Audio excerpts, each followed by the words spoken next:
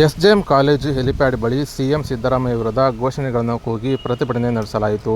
ಇನ್ನು ಶೋಷಿತರ ಸಮಾವೇಶ ಹಿನ್ನೆಲೆ ಸಿಎಂ ಸಿದ್ದರಾಮಯ್ಯ ಅವರು ಕಾರ್ಯಕ್ರಮಕ್ಕೆ ಆಗಮಿಸಿದ್ದು, ಎಸ್ಜೆಎಂ ಕಾಲೇಜು ಬಳಿ ಹೆಲಿಪ್ಯಾಡ್ ನಿರ್ಮಾಣ ಮಾಡಿದ್ದು, ರೈತ ಸಂಘದ ಸದಸ್ಯರು, ಕರುನಾಡ ವಿಜಯ ಸೇನೆ ಸದಸ್ಯರು ಸೇರಿದಂತೆ ವಿವಿಧ ಸಂಘಟನೆಗಳು ಸಿಎಂ ಸಿದ್ದರಾಮಯ್ಯ ಅವರನ್ನು ಭೇಟಿ ಮಾಡಿ ಮನವಿ ಸಲ್ಲಿಸಲು ಬೆಳಗಿನಿಂದಲೇ ಕಾದು ಕುಳಿತಿದ್ದರು.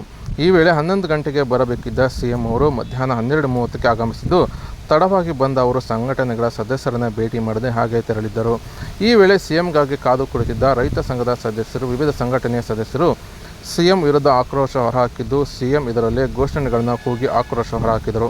ಅಷ್ಟೇ ಅಲ್ಲದೆ ಇದೇ ವೇಳೆ ಸಿಎಂ ಸಿದ್ದರಾಮಯ್ಯ ಹಾಗೂ ಜಿಲ್ಲಾ ಉಸ್ತುವಾರಿ ಸಚಿವ ಡಿ. ಸುಧಾಕರ್, ಸ್ಥಳೀಯ ಶಾಸಕ ಕೆ.ಸಿ. ವೀರೇಂದ್ರ ಪಪ್ಪಿ ವಿರುದ್ಧವೂ ಕೂಡ ಘೋಷಣೆಗಳನ್ನು ಕೂಗಿ ಆಕ್ರೋಶ ಹೊರಹಾಕಿದ್ದು, ಸಿಎಂ ಬಂದು ನಮ್ಮ ಸಮಸ್ಯೆ ಆಲಿಸಿ ಮನವಿ ಸ್ವೀಕರಿಸಬೇಕು, ಇಲ್ಲವಾದಲ್ಲಿ ಕಾರ್ಯಕ್ರಮ ಸ್ಥಳಕ್ಕೆ ತೆರಳಿ ಕಪ್ಪು ಪಟ್ಟಿ ಪ್ರದರ್ಶನ ಮಾಡುವುದಾಗಿ ಎಚ್ಚರಿಕೆಯನ್ನು ಕೂಡ ನೀಡಿದ್ದಾರೆ.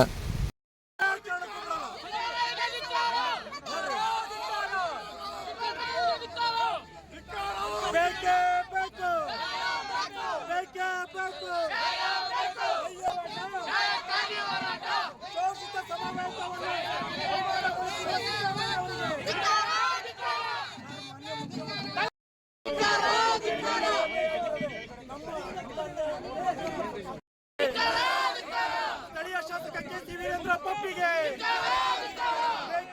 ಬೇಕು. ತಾಕತ್ತಿಲ್ಲದ ಸ್ಥಳೀಯ ಶಾಸಕ ಕೆ.ಸಿ. ವೀರೇಂದ್ರ ಪಪ್ಪಿಗೆ, ಸಚಿವ ಸುಧಾಕರ್ಗೆ ಬೇಕು.